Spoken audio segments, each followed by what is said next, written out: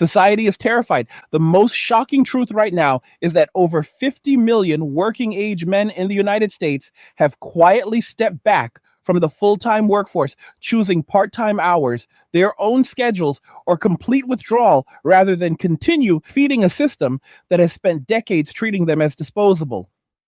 This isn't a temporary dip or a phase driven by laziness. It represents a deliberate, widespread decision by men to walk away from the traditional roles they once held without complaint.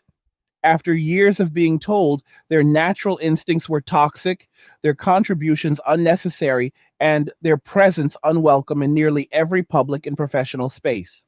What follows is a detailed examination of how this shift happened, why society pushed men to this point through relentless demonization and exclusion, and what the consequences look like today as the economy strains under the absence of those same men who built and maintained it. Stay with me until the end, because the final picture reveals a reversal no one saw coming. The very people who once demanded men disappear are now desperately pleading for them to return, only to find that the door has been permanently closed. Society is terrified. For decades, society has operated under a narrative that positioned masculinity itself as a problem to be fixed or suppressed.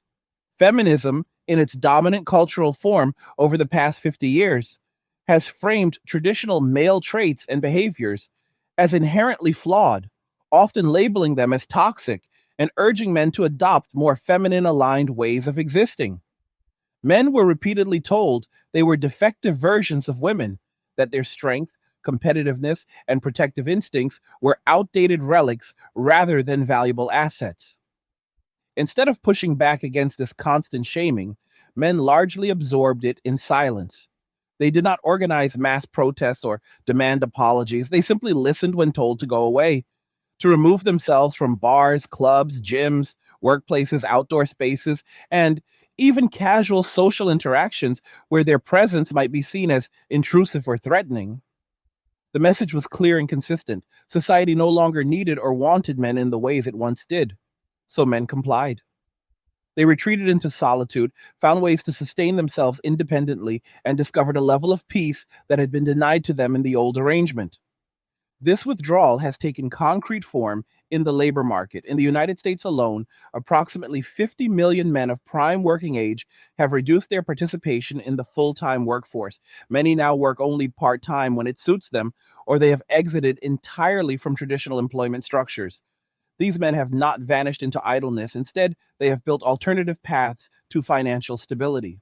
Some launched online businesses that allow them to operate on their own terms, free from corporate hierarchies or office politics. Others qualified for disability benefits when eligible and used those resources strategically. A growing number turned to day trading in stocks or cryptocurrencies or invested in real estate to generate passive income streams. The common thread is decentralization. These men detach themselves from the centralized system that once demanded their labor in exchange for diminishing returns on respect, appreciation, or security. By stepping back, they reclaimed control over their time, energy, and mental well being, escaping constant criticism, nagging in personal relationships, and a broader culture that openly expressed disdain for them. The shift did not occur in a vacuum. It built slowly over years of accumulated grievances. Men watched as public discourse increasingly portrayed them as obstacles to progress rather than contributors to it. Workplaces implemented policies that prioritized diversity quotas over merit in hiring and promotions, often sidelining qualified men in favor of meeting numerical targets. Social environments became hostile, with men facing accusations of misconduct for behaviors that were once considered normal or even admirable. Even attempts at genuine connection were met with suspicion or outright rejection. The cumulative effect was exhaustion.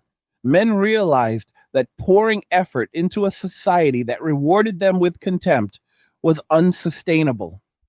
Walking away became the rational choice. It was not an act of spite or revenge, it was self preservation. In solitude, many found clarity, purpose, and a quiet satisfaction that had eluded them in the mainstream world. Now the economic landscape has changed dramatically, and the absence of these men is becoming impossible to ignore. Inflation has driven up the costs of food, rent, housing, and basic necessities to levels that strain even dual income households. The same women who once proudly declared they did not need men, who embraced independence as a badge of honor and chose ideological commitments over family building, are facing harsh realities. Many can no longer sustain their lifestyles on their own. Social media feeds are filled with pleas for men to return, to step up as providers, to offer stability and partnership in ways that were previously dismissed as patriarchal oppression. Posts lament the lack of good men, the difficulty of finding reliable partners, and the financial pressures that make single life increasingly untenable. Yet the response from men has been consistent and firm. They are not rushing back to rescue anyone. The years of being told they were unnecessary have left a lasting impression. The invitation to return comes too late and with too little acknowledgement of the damage done. Society at large has begun to register the scale of the problem. Women drive about 85% of all consumer spending, which fuels much of the economy through retail, services, and discretionary purchases. At the same time, men shoulder roughly 80% of the tax burden and dominate the most essential, physically demanding, and technically complex fields: construction, engineering, infrastructure maintenance, blue collar trades, and large portions of the technology sector rely heavily on male labor. When men step back from these roles, the effects ripple outward quickly. Roads deteriorate without repair crews. Buildings go up slower or not at all. Energy grids face maintenance shortfalls, and supply chains strain under labor shortages. The infrastructure that modern life depends on begins to show cracks, and the pace of decline accelerates as fewer men are willing to fill the gaps. Claims that artificial intelligence will seamlessly replace human workers overlook the reality buried in current data. AI excels at automating routine, administrative, and clerical tasks, many of which are concentrated in fields where women hold the majority of positions. Layoff waves in recent years have revealed patterns that are hard to dispute. When companies prioritize performance over other factors during reductions, women have disproportionately been affected. This is not evidence of inherent inferiority. It points to a more uncomfortable truth. A significant number of hires in recent years were driven by diversity, equity, and inclusion mandates rather than pure competence. Quotas pushed companies to fill roles based on demographic checkboxes instead of proven ability. When economic pressure forces objective evaluations, those hires are often the first to go. Major tech firms like Microsoft, Amazon, and Google have seen this pattern play out repeatedly. The data shows that underperformers, regardless of gender, face the consequences first, but the composition of those groups has skewed heavily toward recent DEI driven placements. Public figures who have long served as gatekeepers for elite interests are now shifting their rhetoric in noticeable ways. Personalities like Oprah Winfrey, Scott Galloway, and Stephen Colbert, who previously aligned with narratives that downplayed or ignored male hardships, have started addressing what they call a crisis among men. They describe widespread despair, isolation, and a turn toward online communities as symptoms of deeper trouble. Yet this concern arrives only after the withdrawal of men began to threaten broader societal stability. For decades, these same voices remained silent or dismissive when men face shaming, exclusion, and systemic disadvantages. The sudden attention coincides precisely with falling taxable revenue, recruitment shortfalls in critical sectors, and visible economic strain. The military struggles to enlist enough capable men to maintain defense readiness. Infrastructure jobs go unfilled, leaving national systems vulnerable. Also, don't forget to check out my review of the movie Idiocracy. It's linked in the description and available exclusively for channel members. Now let's continue. Governments face mounting fiscal pressures as productivity and revenue streams weaken without the consistent contributions of men who once powered them. And technology has been positioned as a potential savior to plug these holes, but it falls short in practice. No algorithm or robotic system can fully replicate the skilled, adaptive labor required in trades, engineering, or high stakes maintenance. Attempts to substitute machines for humans buy time at best.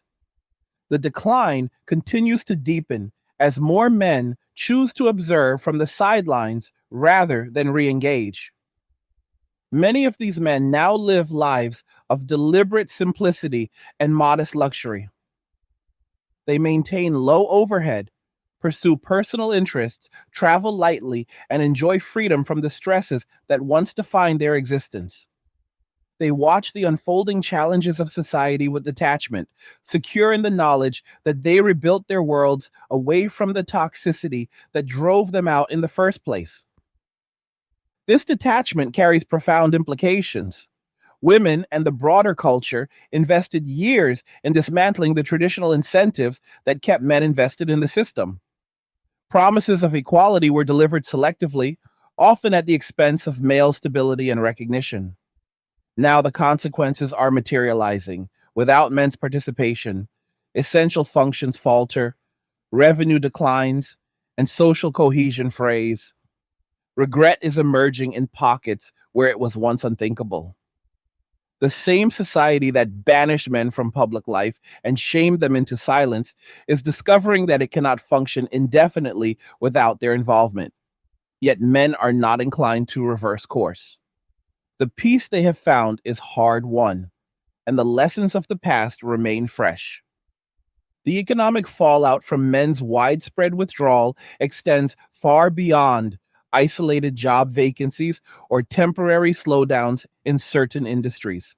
It creates cascading failures that touch every layer of daily life in ways most people still refuse to connect directly to the root cause. Consider the simple act of turning on a light switch or expecting clean water to flow from the tap.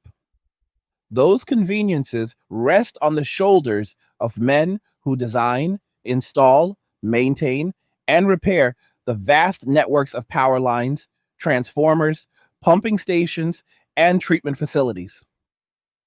When fewer men enter or remain in electrical trades, plumbing, HVAC, welding, heavy equipment operation, and civil engineering, the delay between breakdown and repair lengthens noticeably. Blackouts that once lasted hours stretch into days in some regions.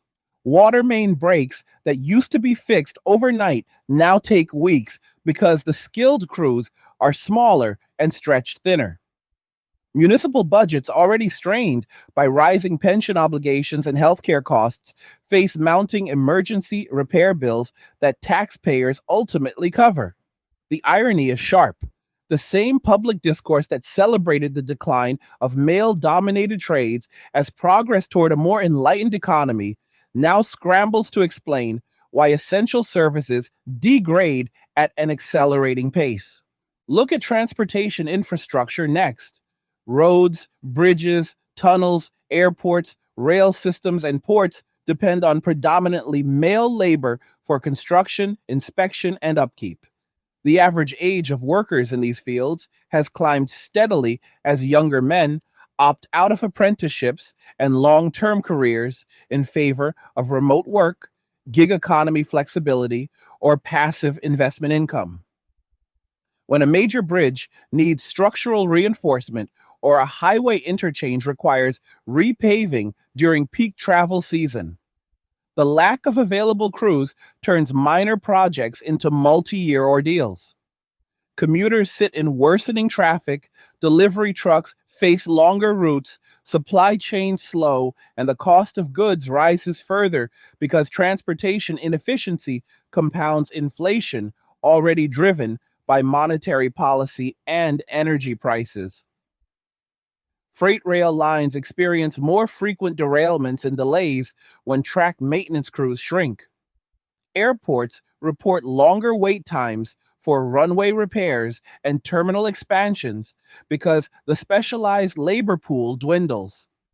Each delay feeds the next, creating a feedback loop of declining reliability that erodes public trust in institutions that once functioned smoothly thanks to the consistent effort of men who are no longer incentivized to participate.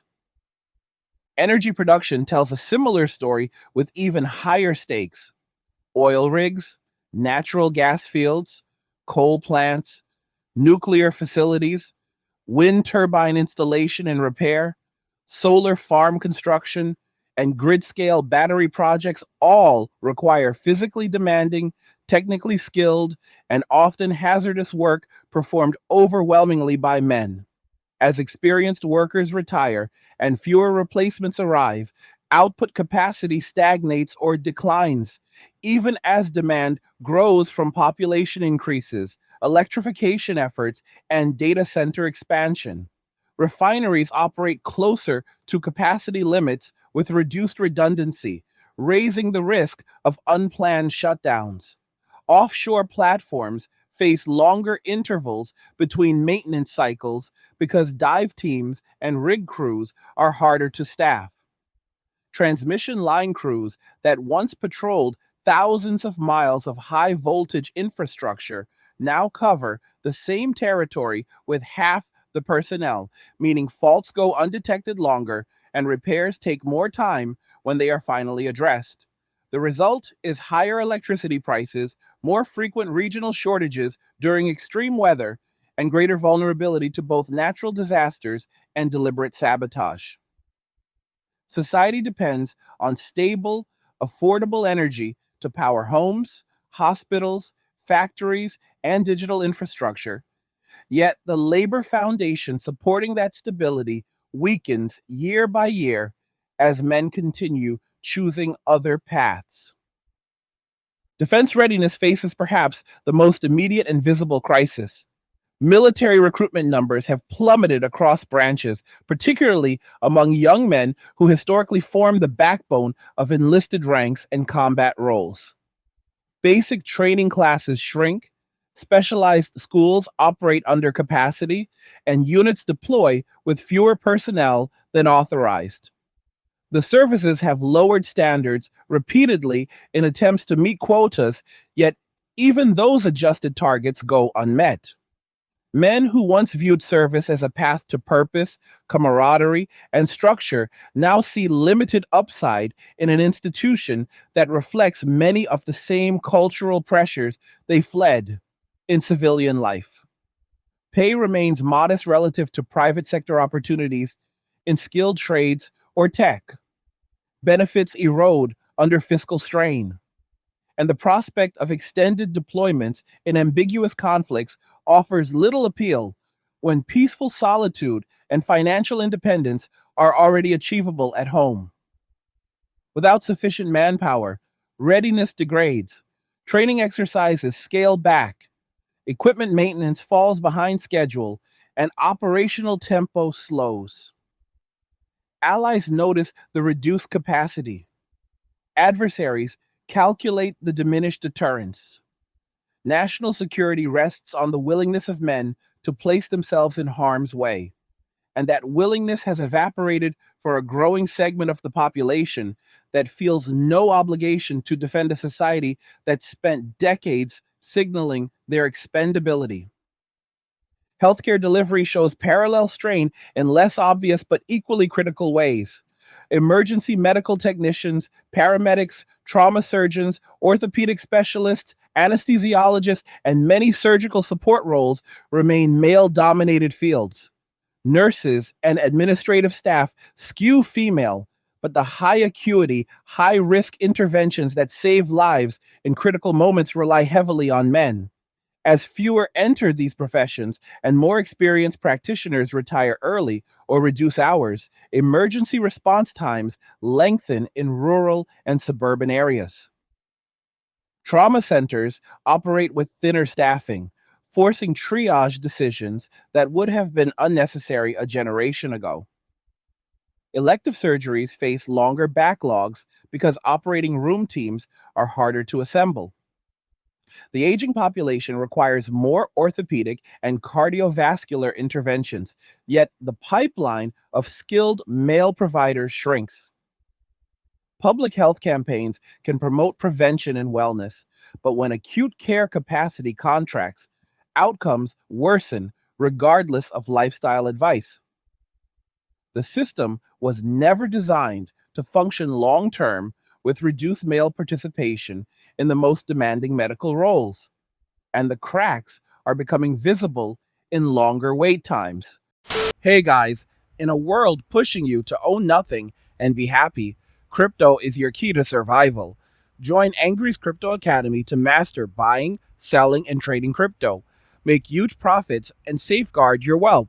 Plus, discover the one crypto virtually no one is talking about, poised to create new millionaires in the upcoming bull run. The link is in the description of the video below.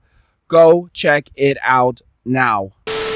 Staff burnout among those who remain, and higher error rates under pressure. Manufacturing and heavy industry face their own version of the same problem. Factories that produce steel, automobiles, heavy machinery, semiconductors, aircraft components, and defense systems depend on male labor for machining, welding, assembly, quality control in harsh environments, and maintenance of complex equipment. Automation has advanced, but it cannot yet replace the adaptive problem solving and physical endurance required when machines break down or processes deviate from ideal conditions. When skilled tradesmen leave or decline to enter the field, production lines slow, defects increase, and lead times extend. Companies that once boasted domestic manufacturing capacity now face pressure to offshore more operations or accept lower output. Supply chains, already fragile from pandemic era disruptions, become even more vulnerable when core industrial labor pools contract. The cost of American made goods rises. Imports fill gaps at the expense of trade balances, and strategic industries lose resilience at precisely the moment geopolitical tensions demand greater self sufficiency. The housing market reflects these pressures in tangible ways that affect millions of households. New home construction has slowed dramatically in many regions because framing crews, roofing teams, concrete finishers, electricians, plumbers, and HVAC installers are in short supply. Developers delay projects or scale them down when labor costs spike due to scarcity. Existing homes sit longer on the market because inspections reveal deferred maintenance that owners cannot afford to fix quickly. Mortgage rates, already elevated by inflation, combine with rising material and labor costs to push affordability out of reach for younger buyers. Rent increases follow as supply fails to keep pace with demand. Homelessness rises in urban areas partly because construction cannot produce enough units fast enough to stabilize prices. The dream of homeownership, long held as a cornerstone of middle class stability, recedes further for each successive generation as the physical act of building homes depends on a workforce that has largely opted out. Education systems feel the absence indirectly but powerfully. Vocational and technical programs struggle to attract instructors with real world experience in trades because those experienced men have chosen independence over classroom teaching. High school shop classes shrink or disappear entirely in some districts. Community colleges report declining enrollment in welding, machining, electrical, and construction management courses.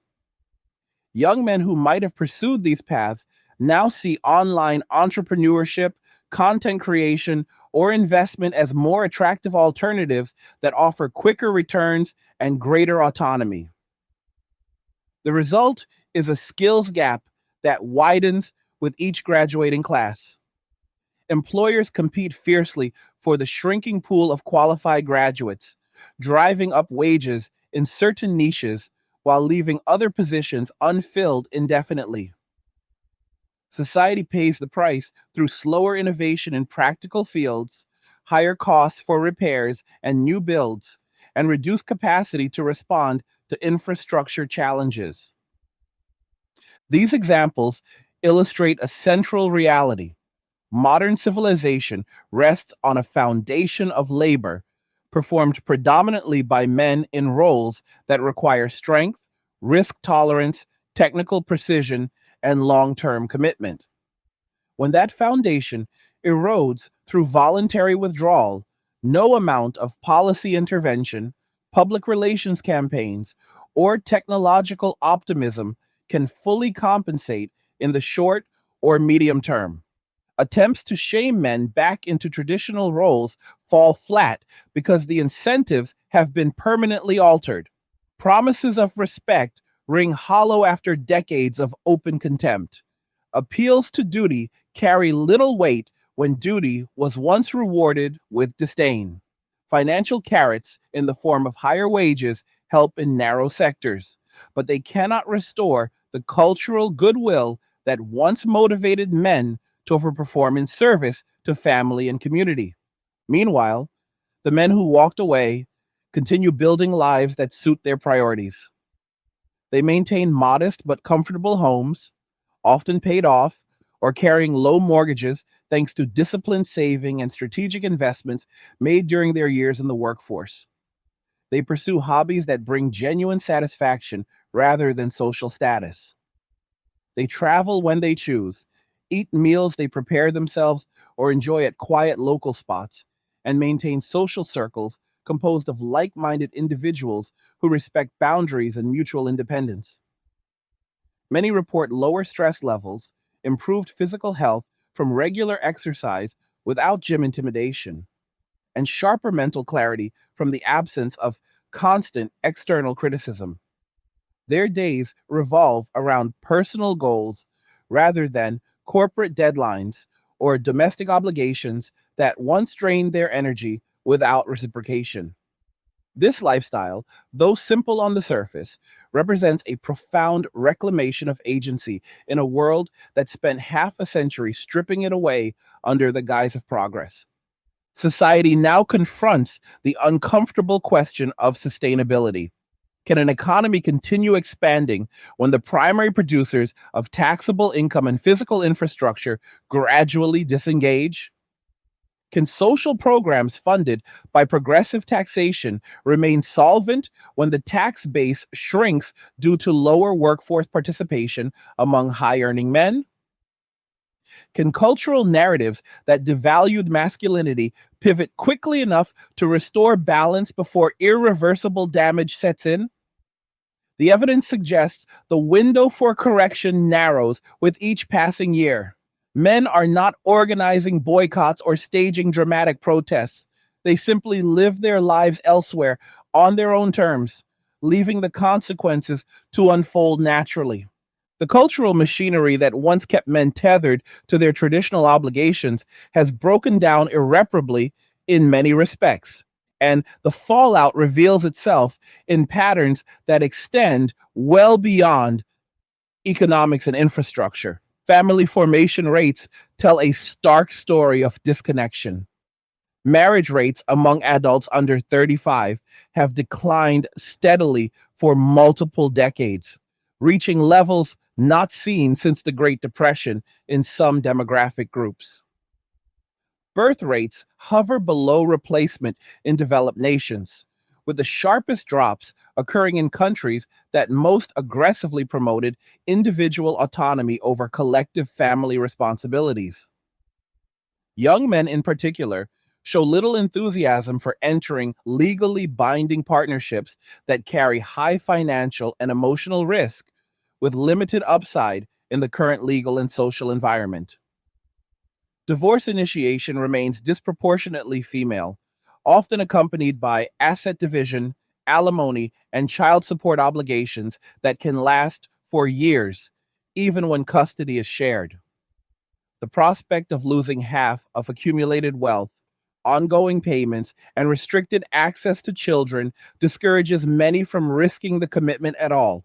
Instead, they opt for casual arrangements, cohabitation without legal ties, or complete avoidance of romantic entanglements that could lead to entanglement in family court systems. This avoidance feeds into broader demographic shifts that policymakers struggle to address. Aging populations require younger workers to support entitlement programs through taxes and productivity. When fewer men participate fully in high earning careers or family units that produce the next generation of taxpayers, the math becomes unforgiving. Social security systems in many Western countries already project insolvency within the lifetimes of current middle aged adults unless major reforms occur. Immigration fills some labor gaps, but it cannot replicate the cultural continuity or the specific skill sets that native born men once provided in critical industries. The result is a slow motion fiscal crisis compounded by declining fertility. Governments respond with incentives like child tax credits, paid parental leave, or subsidized child care. Yet these measures primarily benefit women who remain in the workforce while doing little to reverse male disengagement from the provider role. Men see the incentives as insufficient compensation for the risk involved, particularly when cultural narratives continue to frame traditional male responsibilities as optional or even oppressive. Education pipelines further illustrate the divergence. Boys now lag behind girls in high school graduation rates, college enrollment, and degree completion across most developed nations.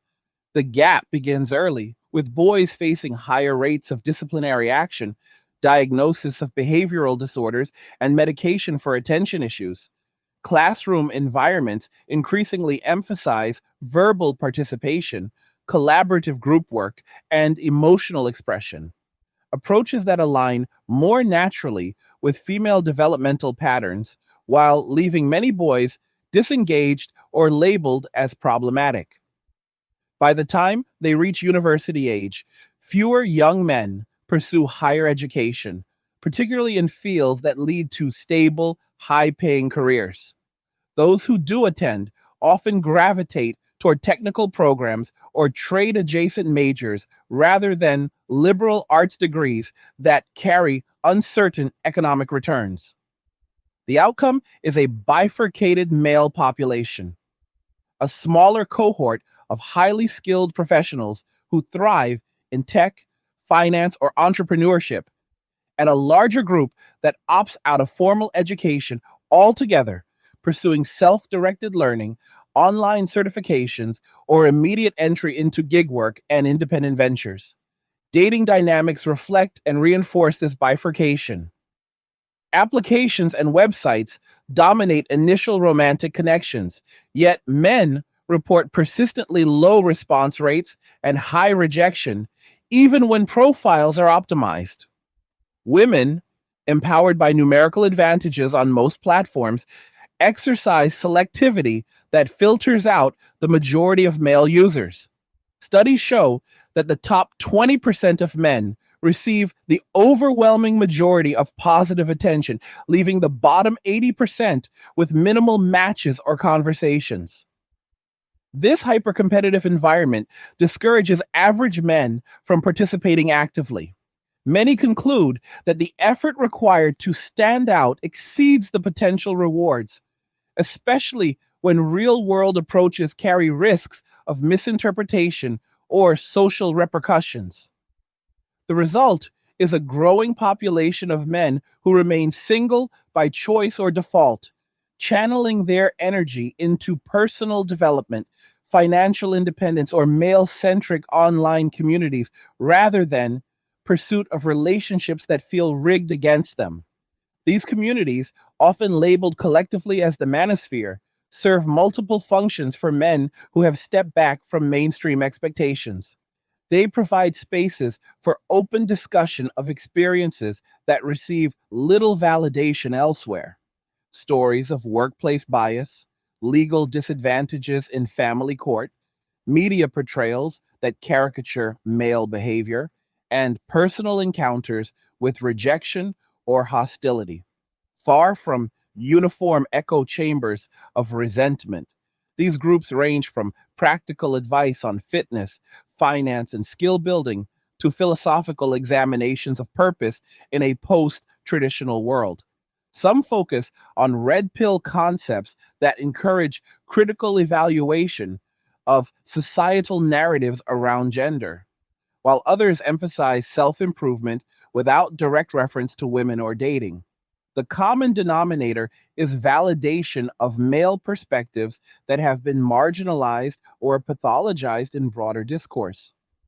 Men find camaraderie there, shared humor, and strategies for thriving independently rather than seeking approval from institutions or individuals who have demonstrated consistent hostility.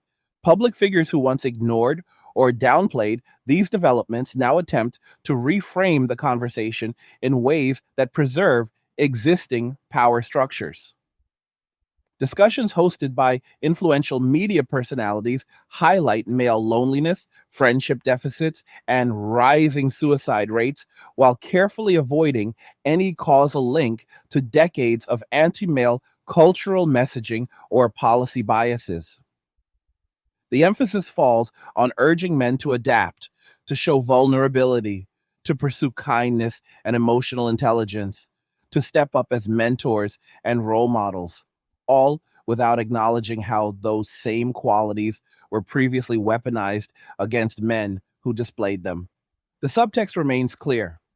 Men must fix themselves to re enter a system that continues to operate on terms that disadvantage them. Proposals include banning social media for minors, restricting smartphones in schools, promoting vocational training, or increasing minimum wages, yet these reforms address symptoms rather than the underlying rejection that drove withdrawal in the first place. Men listen to these appeals and see familiar patterns, demands for more effort without corresponding respect or reciprocity. The military recruitment shortfalls exemplify this dynamic most acutely. Branches have relaxed physical standards, expanded recruitment bonuses, and launched advertising campaigns emphasizing diversity and inclusion. Yet enlistment numbers among young men remain stubbornly low. The armed forces once offered structure, brotherhood, adventure, and a clear path to respected manhood. Today, many potential recruits perceive the institution as another arena where traditional male traits are scrutinized, where deployment risks outweigh personal rewards, and where cultural priorities have shifted away from combat effectiveness towards social experimentation. The defense apparatus, essential for national sovereignty, finds itself undermanned at a time when global tensions rise. Training pipelines slow, experienced non commissioned officers retire without adequate replacements, and operational units maintain readiness through extended hours and reduced leave for those who remain. The gap cannot be closed through technology alone. Drones and cyber capabilities supplement but do not substitute for human soldiers in ground operations or high risk environments. Similar patterns appear in law enforcement and firefighting, where physical demands and danger once attracted men seeking purpose through service. Departments report chronic shortages, forcing mandatory overtime, delayed response times, and reliance on less experienced recruits.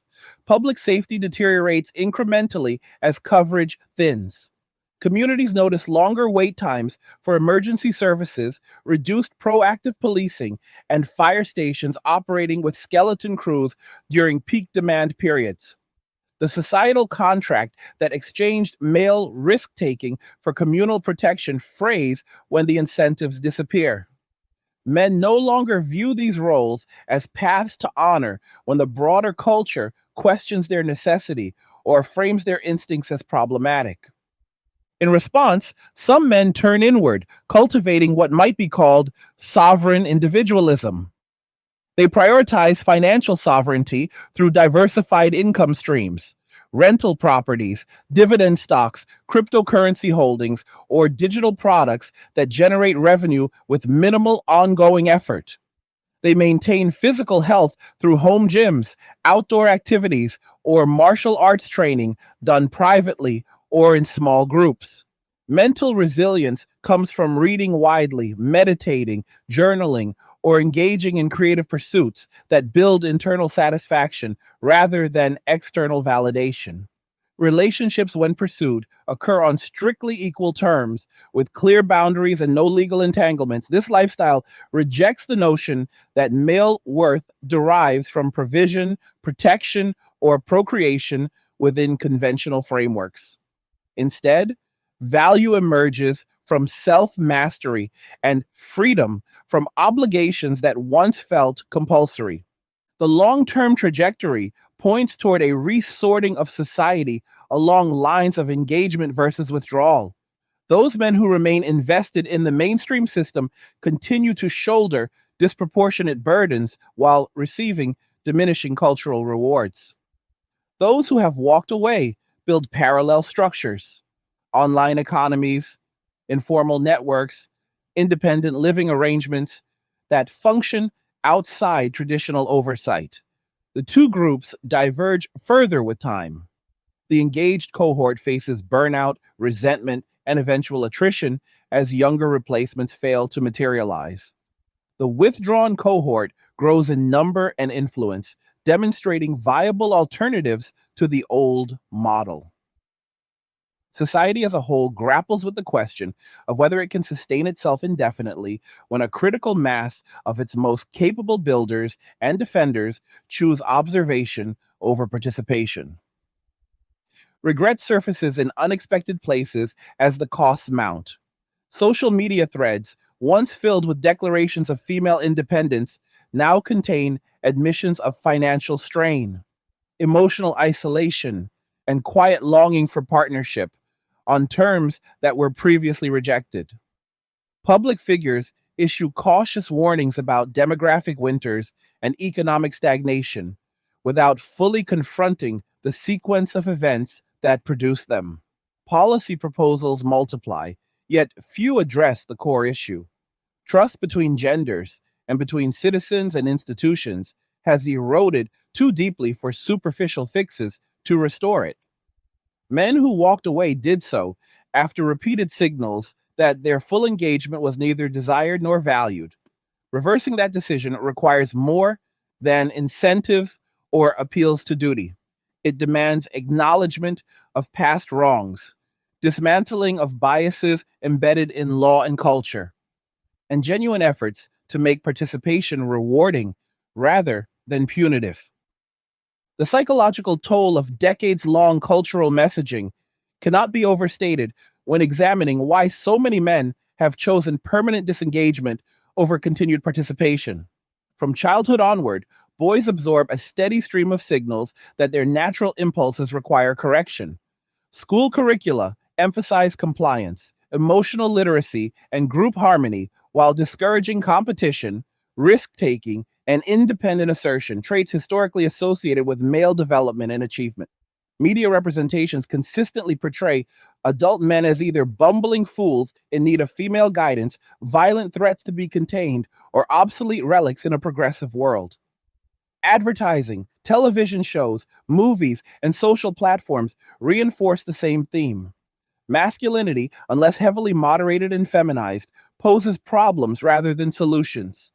Boys internalize this early. By adolescence, many already sense that authentic expression of male traits invites criticism, ridicule, or institutional penalties. The message embeds deeply. To be accepted, one must suppress core aspects of self. Over time, that suppression breeds resentment, alienation, and eventually indifference toward the very society demanding the suppression. This internalized conflict manifests in measurable ways. Male suicide rates remain 3 to 4 times higher than female rates across most age groups in Western nations, with the disparity widest among middle aged men who once expected their efforts to yield respect and stability. Substance use disorders, particularly opioid and alcohol dependency, disproportionately affect men in trades and manual labor fields where physical decline collides with diminished purpose. Emergency room visits for mental health crises among men spike during economic downturns. Yet public health campaigns rarely frame these trends as consequences of prolonged devaluation. Instead, explanations lean toward individual failings, poor coping skills, toxic attitudes, refusal to seek help, while sidestepping the broader cultural context that eroded the protective factors once associated with male identity. Purposeful work, respected family roles, camaraderie in male spaces, and societal gratitude provided buffers against despair. When those buffers vanish, vulnerability increases. Men who recognize this pattern early often choose withdrawal as the healthiest available response. They sever ties to environments that consistently undermine self worth and redirect energy toward pursuits that restore internal equilibrium. Friendship networks among men have contracted sharply in parallel with these shifts. Traditional male bonding occurred in workplaces, sports leagues, fraternal organizations, hunting trips, fishing outings, or informal gatherings at bars and garages. Each of those venues has faced steady erosion. Workplaces grew hostile to casual male camaraderie through sensitivity training, zero tolerance policies, and fear of misinterpretation. Sports participation declined as time demands increased and cultural emphasis moved toward individual fitness over team competition. Fraternal groups dwindled under declining membership and negative stereotypes. Bars and social clubs either closed or transformed into mixed gender spaces where men feel watched rather than welcomed. The outcome is a generation of men reporting fewer close friendships than their fathers or grandfathers maintained. Many compensate through online forums where anonymity allows unguarded conversation. Yet digital connection lacks the embodied trust built through shared physical presence and risk. The loneliness epidemic, frequently cited in headlines, finds its sharpest expression among men who once relied on male only spaces for emotional release without judgment. When those spaces disappear, isolation deepens, reinforcing the decision to limit exposure to mainstream social structures. Legal and institutional biases accelerate this retreat. Family courts in many jurisdictions maintain presumptions that favor maternal custody, award child support based on income rather than actual parenting time, and enforce alimony structures that can extend indefinitely. Men who earn significantly more than their partners face lifetime financial obligations even after short marriages. False accusations, though statistically rare in absolute terms, carry outsized consequences when they occur. Loss of employment, restricted access to children, reputational damage, and legal fees that bankrupt even innocent parties. Criminal justice data show men receiving longer sentences for identical offenses compared to women, with harsher treatment at every stage from arrest through parole. Workplace policies increasingly incorporate mandatory reporting requirements that incentivize caution around male employees, creating an atmosphere of perpetual suspicion. Title IX. Expansions on college campuses have led to disciplinary processes criticized for lacking due process, where male students face expulsion over allegations resolved through lower evidentiary standards. Each layer adds weight to the perception that institutions no longer offer neutral protection, but instead operate with built in disadvantages for men. Rational actors respond by minimizing contact with those institutions, avoiding marriage, limiting cohabitation, steering clear of environments prone to complaint, and reducing visibility in professional settings where accusations carry career ending potential. Financial independence becomes the cornerstone of this minimized contact strategy. Men who once measured success through salary progression, home ownership, and family provision now redefine it through freedom from obligation. Passive income sources multiply in popularity: dividend aristocrat portfolios, index fund accumulation, peer to peer lending, short term rental properties managed remotely, affiliate marketing websites, print on demand merchandise, stock photography libraries, or niche software tools sold once and generating recurring revenue. These vehicles require upfront effort and discipline, but deliver diminishing marginal time demands over years. A man who achieves $30,000 annually in truly passive streams can live modestly in low cost areas, cover essentials, and pursue interests without answering to employers, ex partners, or tax authorities beyond basic compliance. The psychological freedom that accompanies this arrangement proves addictive. Mornings begin without alarms, days unfold according to personal rhythm, evenings end without negotiation. Contrast that reality with the traditional path: decades of commuting, office politics, performance reviews, overtime without extra pay, and home life filled with unspoken expectations. And the choice to exit becomes self evident. Travel patterns among these men reflect the newfound autonomy. Digital nomadism, once a fringe lifestyle, now attracts a steady stream of former corporate employees who maintain location independent income while moving between affordable countries with favorable exchange rates. Southeast Asia, Eastern Europe, Latin America, and parts of Southern Europe host growing enclaves of Western men living comfortably on incomes that would barely cover rent in major coastal cities back home.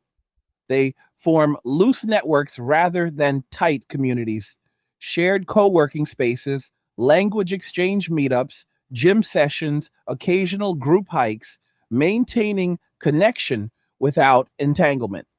This mobility insulates them from local economic downturns, cultural hostility, or policy changes in any single nation. It also exposes them to societies where traditional gender roles persist without apology, offering a stark contrast to the environments they left.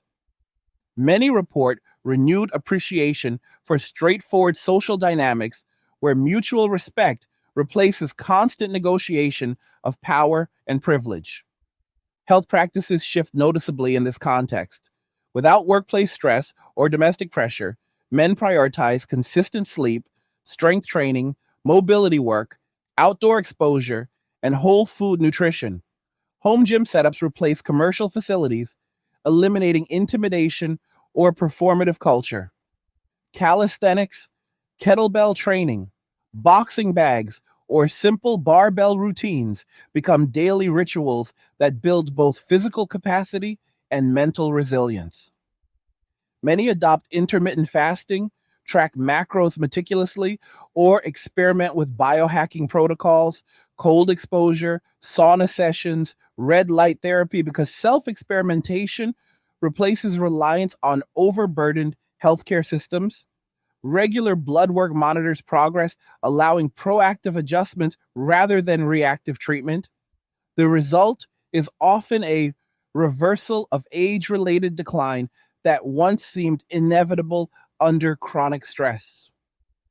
Men in their 40s and 50s frequently appear and function closer to their 30s, reporting energy levels, libido, and cognitive sharpness that eluded them during peak career years. Creative output surges among those who reclaim time. Writing, music production, woodworking, photography, coding side projects, podcasting, or YouTube channels focused on niche interests flourish without commercial pressure. These pursuits serve dual purposes: intrinsic satisfaction and supplemental income when monetized thoughtfully. The absence of managerial oversight allows experimentation that corporate structures discourage. A man can spend months refining a single guitar instrumental, developing an open source tool, or documenting urban exploration without justifying ROI to anyone. The work becomes its own reward, reinforcing identity untethered from external approval. This combination of financial sovereignty, physical vitality, geographical flexibility, and creative freedom constitutes a viable alternative model of male existence. It does not require wealth beyond middle class levels, only disciplined execution and rejection of consumption driven status games.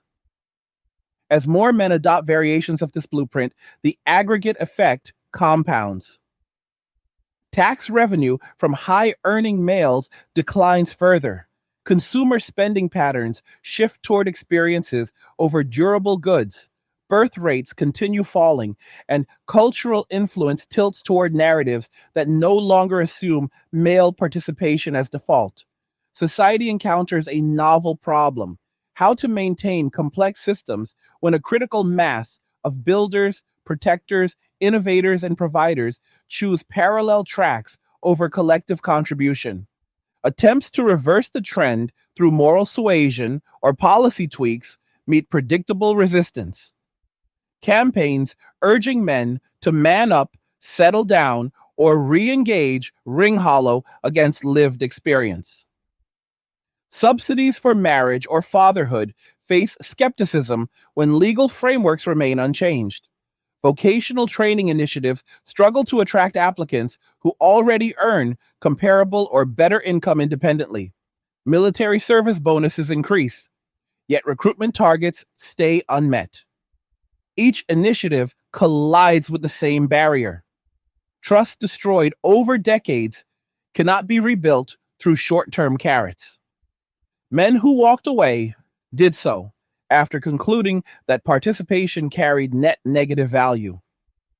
Restoring positive value requires structural overhaul, equitable family law, elimination of quotas that prioritize identity over competence, media portrayals that reflect male humanity rather than caricature, workplaces that reward merit without ideological litmus tests, and cultural acknowledgement that male traits serve essential functions. Until those reforms materialize at scale, withdrawal remains the dominant strategy for self preservation. The quiet exodus, therefore, continues, largely invisible to those still embedded in the mainstream. Men vanish from statistics, not through dramatic exit, but through gradual reduction. Fewer hours worked, smaller tax footprints, delayed family formation, limited civic involvement, selective social engagement. The absence accumulates slowly, then suddenly becomes undeniable when bridges close, power flickers, recruitment stalls, and birth wards quiet. By then, the men in question have long since built lives insulated from the consequences they once helped prevent. They observe the unfolding difficulties with the calm detachment of people who paid their dues, learned the lesson, and moved on. The momentum of this withdrawal has now crossed a threshold where it influences not just individual choices, but the very architecture of future generations. Children raised in environments shaped by absent or minimally engaged fathers absorb different lessons about gender, authority, and responsibility. Single mother households, already the majority in many demographic segments, become even more common as marriage and cohabitation rates stagnate. Boys in these settings often grow up without consistent male modeling for discipline, risk assessment, emotional containment, or practical competence. The absence leaves gaps that schools and media attempt to fill, yet neither institution replicates the direct, embodied transmission that occurs through daily father son interaction. Girls in the same households frequently receive amplified messages of self sufficiency and independence, reinforcing the cultural loop that once discouraged men from full participation. The intergenerational transmission of values shifts subtly but decisively. Competence in male associated domains becomes optional rather than expected, while emotional expressiveness and relational priority gain prominence. This rebalancing produces adults who are, on average, less inclined toward the high risk, high output roles that sustained industrial and infrastructural societies. Young men coming of age today encounter a world already reshaped by the prior cohort's decisions. They inherit diluted incentives to pursue STEM fields requiring years of deferred gratification, dangerous trades offering physical wear without corresponding prestige, or military service promising camaraderie shadowed by bureaucratic oversight. Instead, they observe older men thriving through remote freelancing, content monetization, crypto staking, or real estate arbitrage achieved with minimal ongoing labor. The visible success of these paths creates a demonstration effect far more powerful than any recruitment poster or career fair pitch. Why commit to a 4 year engineering degree followed by 80-hour weeks when a 22-year-old can document day trading setups on video, build an audience, and clear six figures annually while working 3 hours a day from a beach in Thailand? The contrast sharpens daily. Apprenticeship programs in plumbing, electrical work, or heavy diesel mechanics report record low applications despite starting wages that outpace many college graduates. Trade unions, once gateways to middle class security, struggle to replace retiring members at the same rate they lose them. The pipeline shrinks, not because the work lacks dignity, but because alternative routes now offer comparable or superior returns with dramatically lower personal cost. This preference cascade accelerates in digital native generations accustomed to instant feedback loops and algorithmic amplification. Platforms reward traits that diverge from traditional provider archetypes. Charisma on camera, meme fluency, contrarian takes delivered with irony, or niche expertise packaged entertainingly.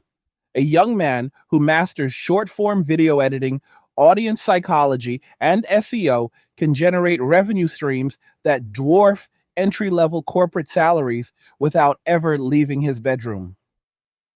The economic logic favors scalability over linearity. One viral clip can earn more in a week than a year of overtime on a construction site.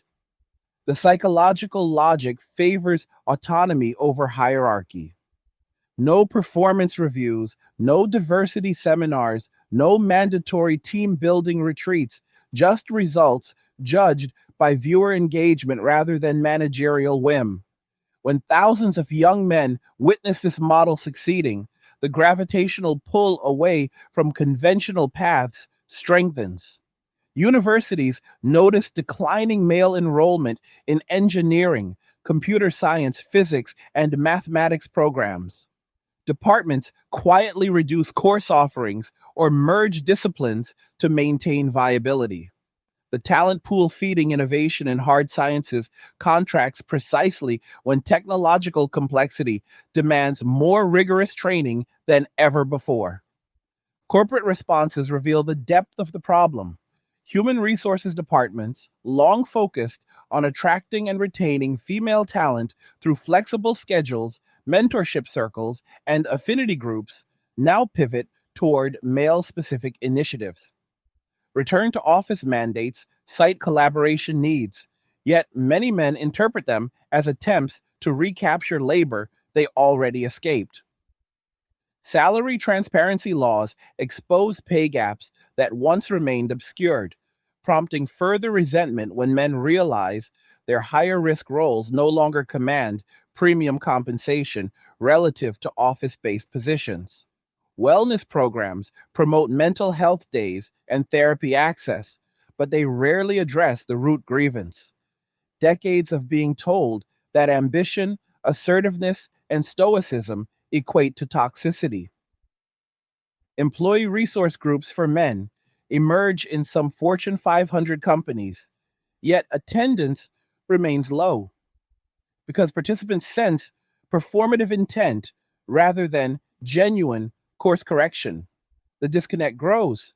Executives lament quiet quitting and talent shortages while continuing policies that prioritize optics over merit. Men who remain embedded watch colleagues depart for independent ventures and conclude that loyalty receives no lasting reward. Entrepreneurial ecosystems benefit disproportionately from this outflow. Startup incubators, venture funds, and online marketplaces fill with men who once would have climbed corporate ladders. They launch SaaS tools solving narrow pain points, e commerce brands targeting underserved niches, or AI assisted services that automate clerical drudgery once performed in house. Many operate as solo founders or small teams, avoiding the overhead of large payrolls and the cultural baggage of traditional offices. Success stories circulate rapidly. The developer who built a no code automation suite and sold it for seven figures at age 27. The former mechanic who created a subscription box for tactical gear and scaled it to eight-figure revenue. The ex corporate analyst who turned market commentary into a paid newsletter generating six figures monthly. These narratives function as modern folklore, proving that sovereignty remains attainable without institutional approval. The sheer volume of such examples normalizes withdrawal as aspiration rather than failure. Geopolitical ramifications emerge as national capabilities erode in tandem with domestic disengagement. Nations reliant on conscription or volunteer forces face readiness shortfalls that weaken deterrence. Training academies graduate smaller classes. Specialized units operate under strength, and reserve components age without replenishment. Defense contractors encounter delays in prototype delivery because engineering teams shrink and skilled machinists become scarce. Supply chains for munitions, vehicles, and electronics lengthen as domestic manufacturing capacity contracts. Allies express private concern over reliability while publicly maintaining diplomatic platitudes. Adversarial states monitor these trends closely, calculating windows of opportunity when response times lengthen and operational tempo slows. The erosion occurs gradually. Fewer qualified pilots, reduced submarine crew rotations, delayed shipyard repairs. Yet each increment compounds strategic vulnerability. Technology promises to offset manpower shortages through autonomous systems and networked warfare, but development cycles lag behind demographic realities. The gap between aspiration and execution widens. Environmental stewardship suffers parallel decline. Conservation projects, wildfire suppression crews, reforestation teams, wetland restoration efforts, and offshore wind farm installation all depend heavily on male labor willing to endure remote locations, inclement weather, and physical exertion. As participation drops, backlogs grow. Prescribed burns go understaffed, invasive species removal slows, trail maintenance lapses, and renewable energy build out falls behind schedule. Climate adaptation measures, seawall construction, flood barrier installation, drought resistant infrastructure face similar labor constraints. Public agencies issue urgent calls for volunteers or raise wages, yet response remains tepid among younger cohorts already pursuing less grueling paths. The contradiction stands out sharply.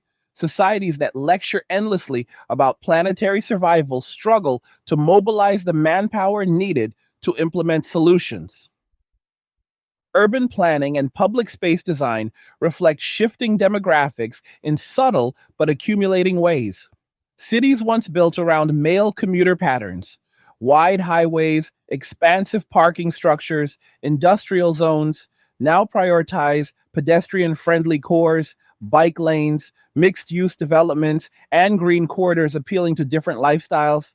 Public transit ridership patterns change as remote work reduces peak hour demand from men who once filled trains and buses.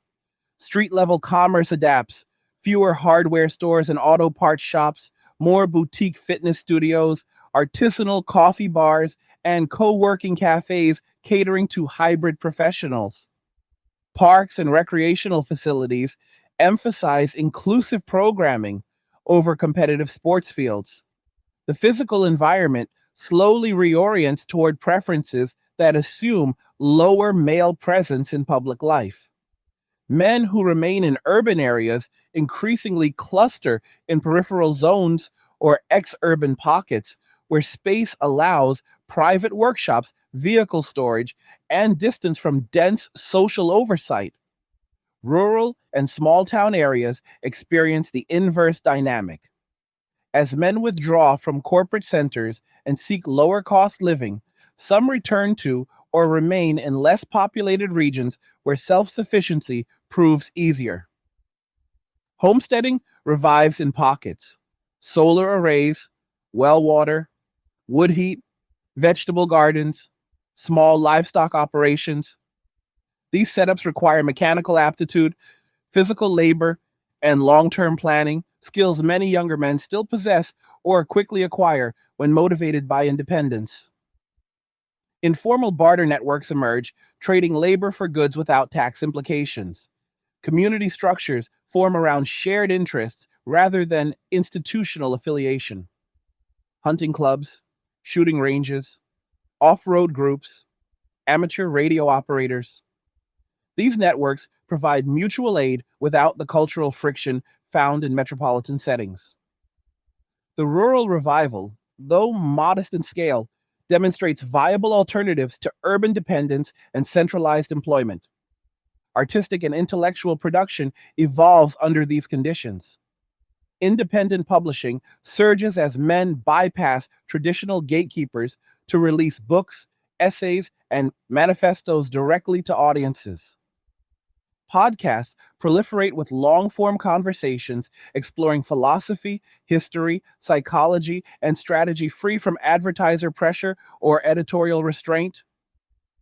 Documentary filmmaking, once dominated by institutional funding, democratizes through affordable equipment and streaming distribution. Music genres emphasizing raw masculinity, metal, country, hip hop variants focused on personal sovereignty, gain underground followings before breaking mainstream. Visual art shifts toward realism, symbolism, and critique of contemporary decadence, often shared through decentralized platforms resistant to censorship. The cultural output reflects a worldview forged in detachment, skeptical of grand narratives, valuing individual agency, and indifferent to social approval metrics. This creative ferment exists alongside growing indifference toward legacy institutions. Universities face enrollment cliffs as young men bypass degrees for trade certifications, online courses, or self directed study.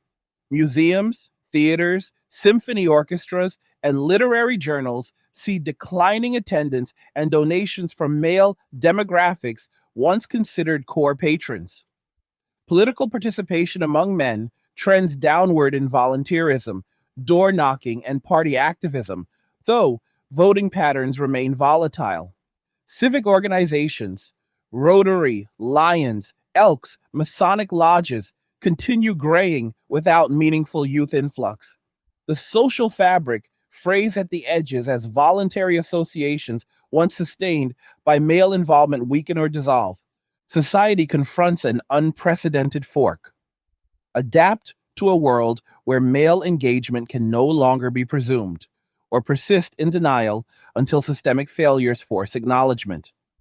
Adaptation would require painful concessions, rebalancing family law toward presumption of joint custody, dismantling ideological hiring quotas, restoring merit as the primary criterion in education and employment, amplifying positive portrayals of male achievement in media, and rebuilding male only spaces without stigma.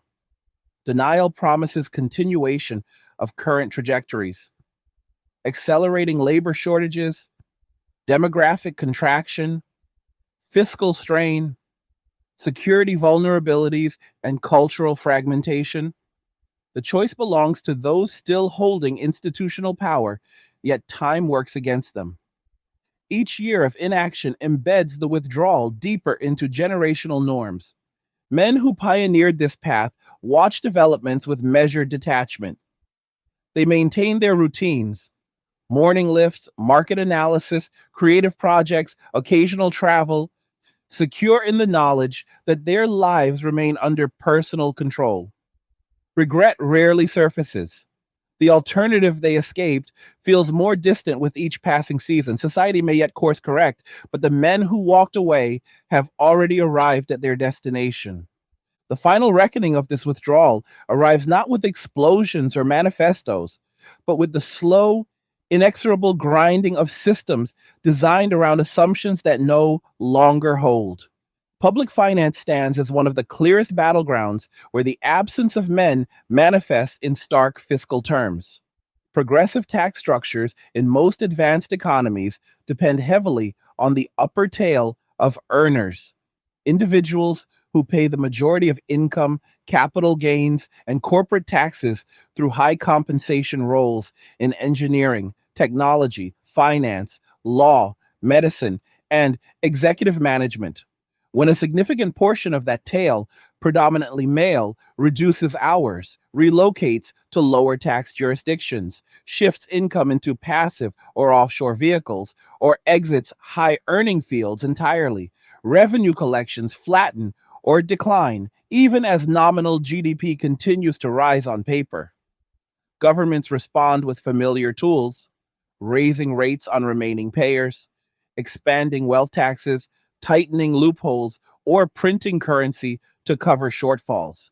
Each measure accelerates the very behavior it seeks to reverse. High earners accelerate asset diversification.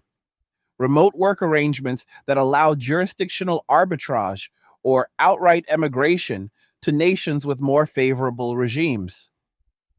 The Laffer curve activates in real time, not through dramatic tax hikes, but through voluntary reduction in taxable activity. Budget deficits widen.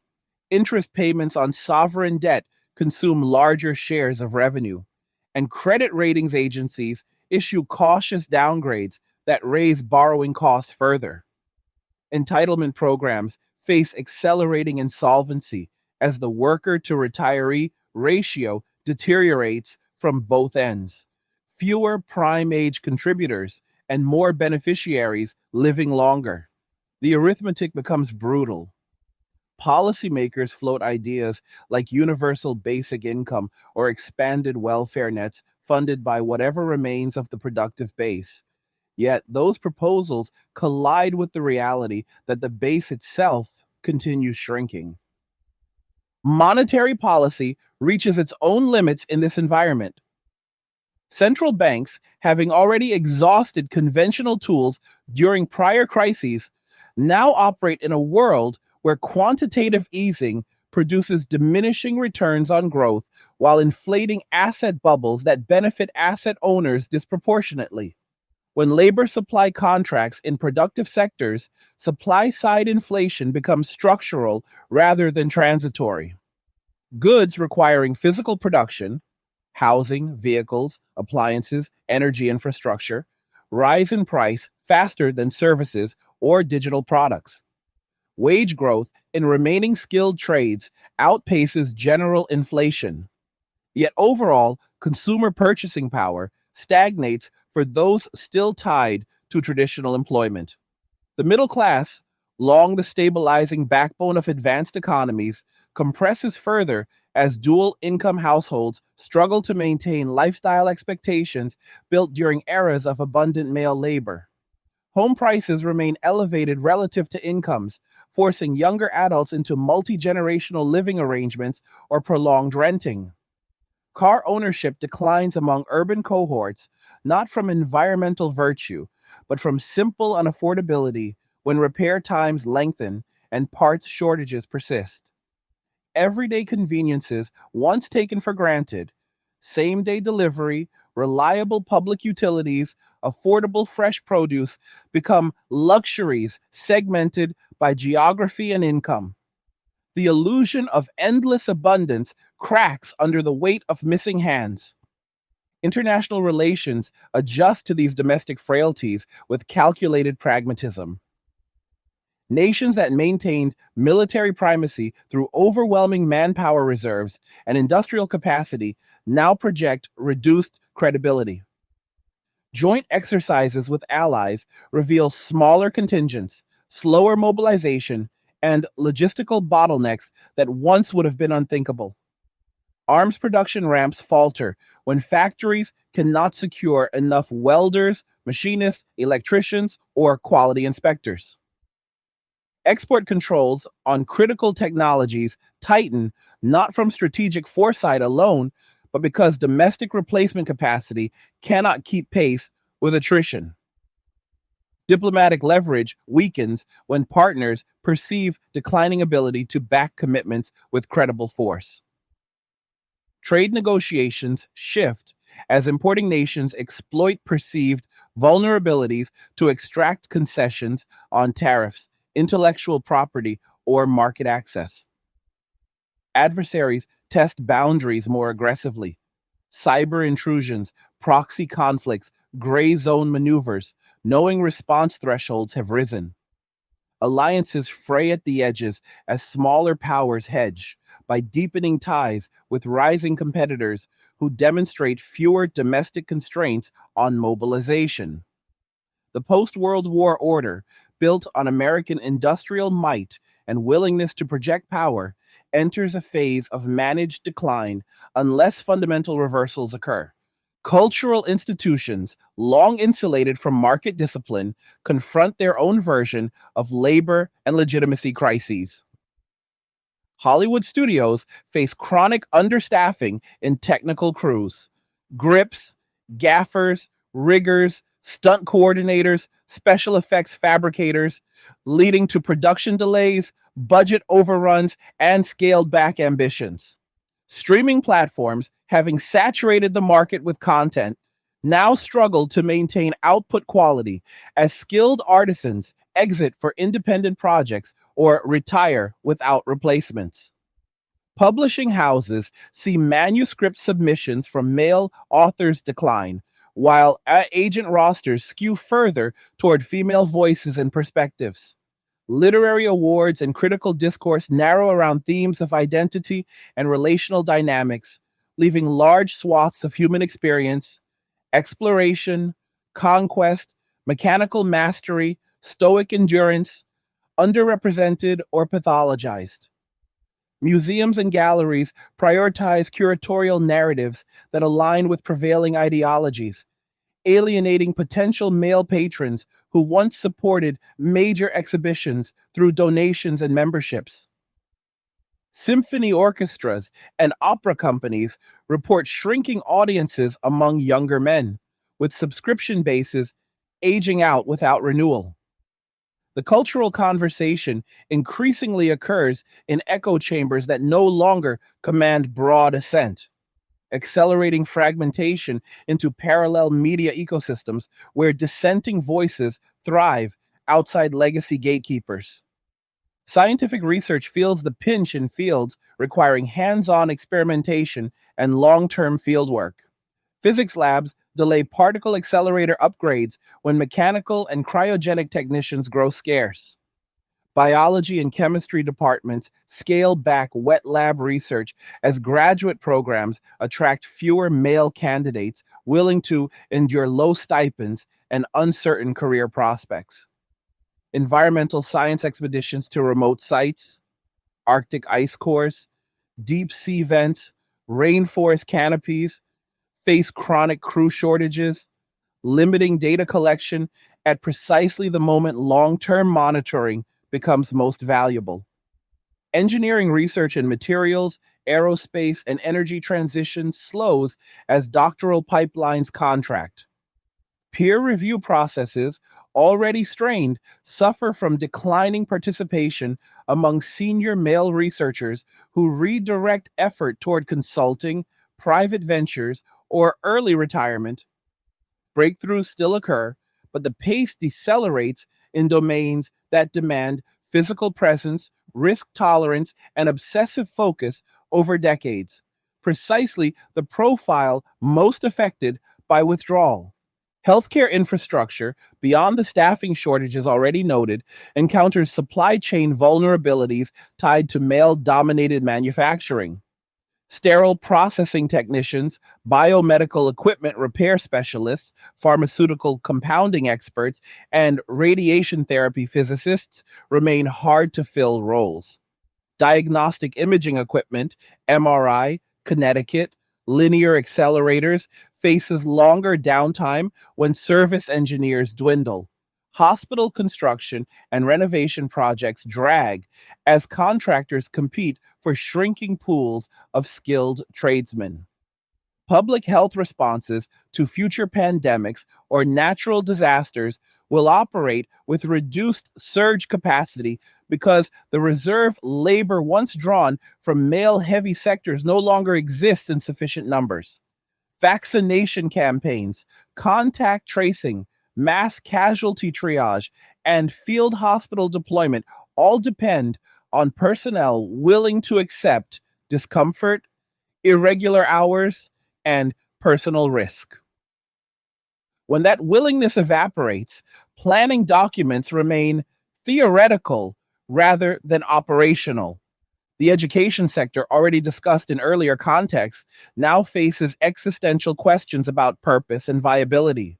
As male enrollment continues falling, many campuses experience gender imbalances exceeding 60-40 in favor of women. Some liberal arts colleges quietly reduce capacity or merge departments to avoid deficits. STEM programs maintain enrollments only through aggressive international recruitment, creating a domestic talent gap that industry must fill through visas or automation. Vocational high schools and community colleges report strong demand from older workers seeking retraining, but weak interest from recent high school graduates who view credentials as unnecessary when online pathways offer faster returns. Teacher shortages in math, science, and technical subjects persist because male candidates increasingly bypass the profession for higher paying or more autonomous alternatives. The long term effect is a citizenry less equipped with foundational knowledge in quantitative reasoning, physical sciences, and mechanical literacy, skills once transmitted broadly through male teachers and mentors. In this late stage, pockets of adaptation emerge among those who recognize the trajectory. Certain corporations experiment with merit only hiring, dismantling previous quota systems after experiencing repeated performance shortfalls. Family law reform proposals gain traction in state legislatures, advocating presumptive joint custody and income based child support caps to reduce disincentives for marriage and fatherhood. Media outlets launch male focused programming that treats traditional masculinity as neutral or positive rather than inherently suspect. Trade schools partner with influencers to rebrand skilled labor as sovereign and lucrative rather than blue collar drudgery. Military branches test all volunteer models with higher autonomy, reduced social engineering, and transparent career ladders. These efforts remain fragmented and tentative, often facing institutional resistance or public backlash, yet they signal that awareness has penetrated at least some decision making layers. Still, the dominant response remains denial wrapped in incrementalism. Official reports frame declining male participation as a puzzle of motivation rather than a rational response to incentives. Blue ribbon commissions study loneliness, despair, and economic inactivity without connecting dots to prior cultural campaigns that devalued male contributions. Educational reforms emphasize STEM outreach to girls while quietly accepting male disengagement as a fait accompli. The gap between rhetoric and reality widens until reality forces the conversation.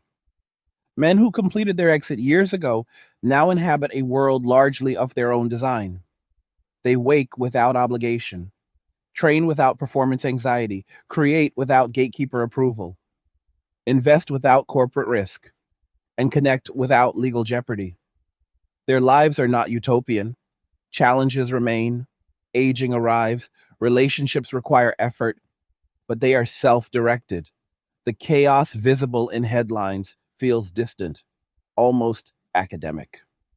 Regret rarely intrudes because the path they rejected offered no sustainable future. Society stands at the edge of a new equilibrium, one where male participation must be earned rather than assumed. The transition proves painful, uneven, and irreversible in many respects. Those who built the old order must now live in the one they helped create through neglect and hostility. The men who walked away watch from the periphery, no longer interested in rescue missions. They have their peace. The rest must find theirs.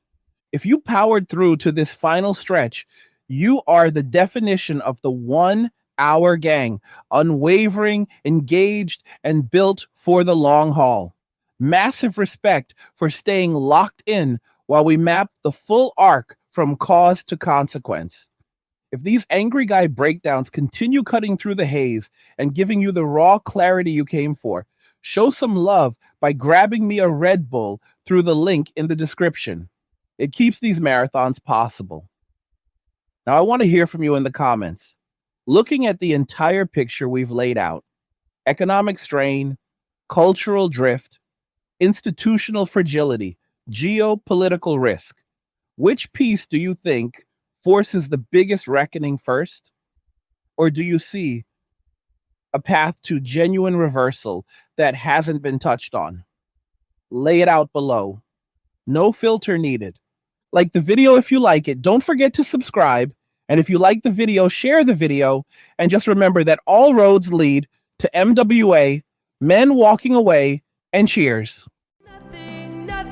Nothing says you care like crypto. Nothing can compare.